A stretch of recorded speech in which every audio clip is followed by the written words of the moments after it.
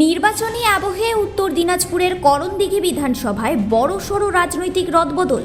ঘাসফুল এবং কাস্তে হাতুড়ি শিবির ছেড়ে এবার পদ্ম শিবিরে নাম লেখালেন এলাকার সংখ্যালঘু সম্প্রদায়ের এক ঝাঁক কর্মী।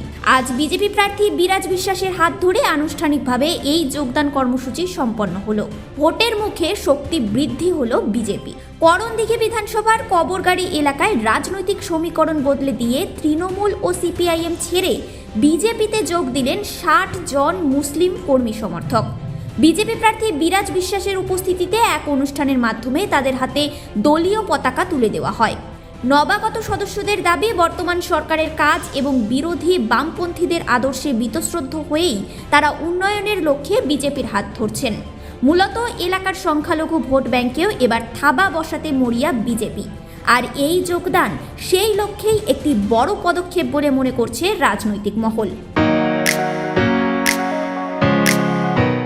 রায়গঞ্জের নিশীথ সরণিতেই মিলছে ফ্যাশনের সেরা কালেকশন।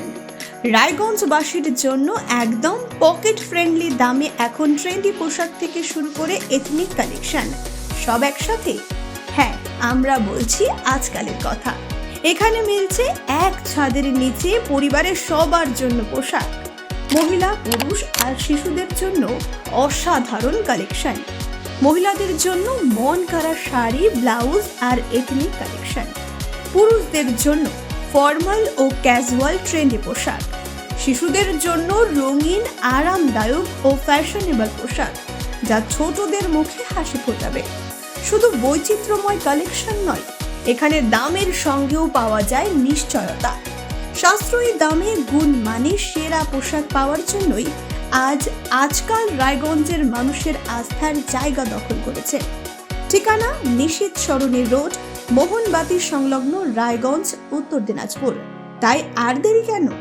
আপনার এবং আপনার পরিবারের ফ্যাশনের সেরা গন্তব্যে একবার ঘুরে আসুন।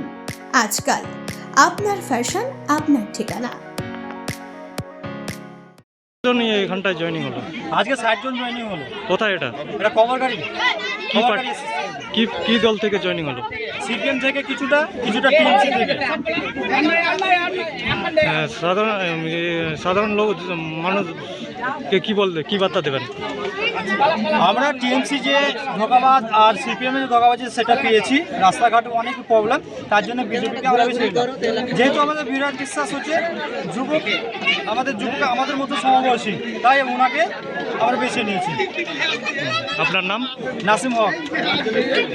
ঠিক। করণদিঘি থেকে বিথিকা পালের রিপোর্ট, কুলিক নিউজ।